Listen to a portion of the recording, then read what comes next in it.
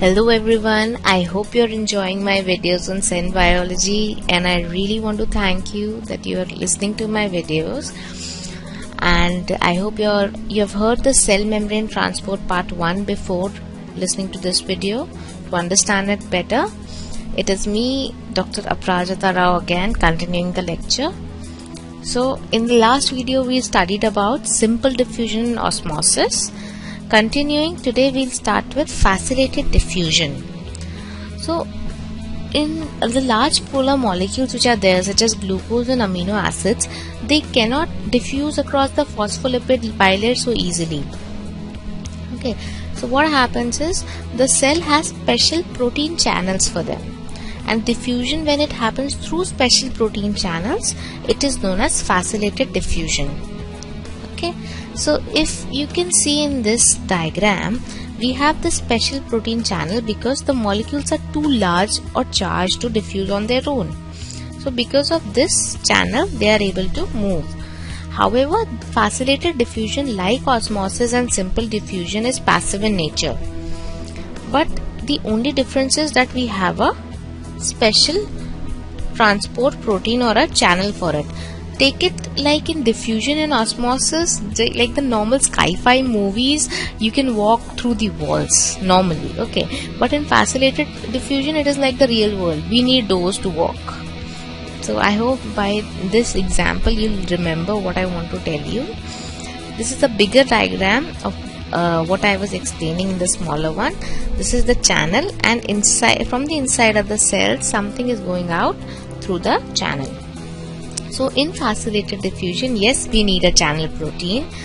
The direction of movement is same as simple diffusion or osmosis. Everything moves with the concentration gradient, and we do not need any input cell energy. And because we do not need any extra cell energy, it is passive in nature.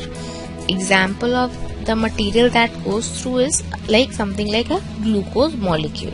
Okay, so that is all we need to know about facilitated diffusion. I know that was small and ended very soon. Moving on to active transport. So in cell, everything does not happen according to a concentration gradient. Okay, if you want to know what is concentration gradient, please refer to video number 7 of cell biology. That is the video just before it, to understand it. So cells, they to survive, they need to work against concentration gradient at times, and they need to have some very high and very low molecule levels. So passive transport cannot do it. Passive transport means diffusion, osmosis or facilitated diffusion cannot do it. So for that we need some pump, or we need petrol in the motor so that motor can pump it out. If you can see, almost the same gradient is there on both sides, but this molecule is supposed to go out for the cell to survive, and this molecule is supposed to come inside. So how does that happen? So in active transport, we do use a carrier protein or a transport protein, but the movement is against the concentration gradient, that it is from low to high. So for that to happen, we need some additional cell energy, and because we need some additional cell energy, the process needs to be active in nature. Examples are like the sodium-potassium pump. Okay, sodium ions need to go out of the cell, and potassium ions need to come into the cell in order for the cell to survive. So in biology, it is a rule: anything and everything that needs additional cell energy or something from outside, the process is active in nature. And when you don't need anything from outside, the process will every time be passive in nature. So yes, we do need carrier proteins in active transport, but it is against the concentration gradient, very important, and we need some energy outside the cell, from the cell, that is the input cell energy, and the process is active in nature. Example is the sodium-potassium pump. So what is this sodium-potassium pump? Let me brief it up. In a sodium-potassium pump, there is this carrier protein. Okay, the carrier protein has a typical type of shape. Because of this shape, 3 sodium ions can go out at once. Okay, so 3 sodium ions can collect here. Now for them to, after collecting, what this this carrier molecule, it needs to turn from here to here because there is only one opening. So this is the energy molecule, that is adenosine triphosphate. Tri means it has 3 phosphate groups. Okay. Now what happens is it converts itself into adenosine diphosphate. That is it has 2 phosphate groups. So one phosphate group is released here.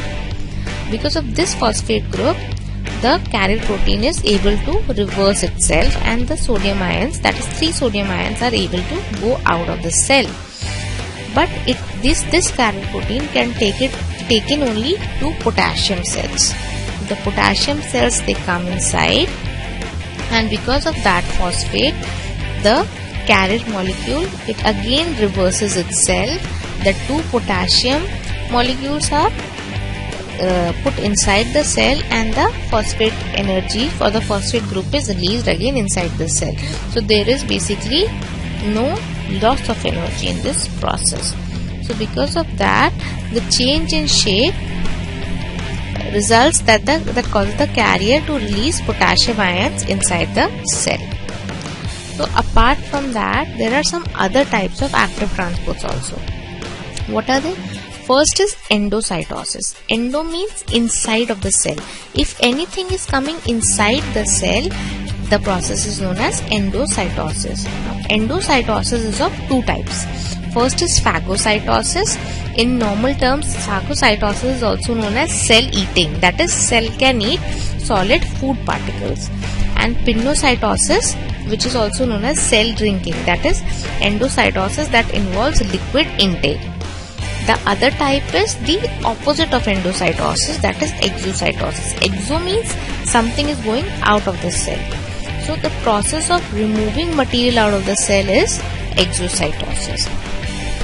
So phagocytosis, like I just discussed, that cell is able to engulf something, that is eat something. Because of phagocytosis, this is like amoeba comes here, it engulfs the whole particle or the whole cell. Okay, this is an example of phagocytosis. Exocytosis, like I just told you, it is the opposite of endocytosis. Any excretory material can be taken out of the cell, like this. Any toxins in this part, any toxins that are going outside are going like this out of the membrane. So this is exocytosis for you. Now in this, we have explained both endocytosis and exocytosis, how they work hand in hand. So the food particle here, it is taken inside by endocytosis. The fusion happens, the food particle is digested, the excretory product is formed, and it is thrown out of the cell by the process of exocytosis. So that is how endocytosis and exocytosis, they work hand in hand. Apart from this, there are some other processes also, okay, in which we can transport things. First is co-transport. Co means together. So what happens? This co-transport, this happens with the process of diffusion. What happens is, normal diffusion will be occurring, and with this diffusion, another cell or another molecule will be dragged into or outside the cell. So if this is going inside by normal diffusion, this cell is able to come out on its own because the channel is open. So this transport is co-transport. Another is receptor protein.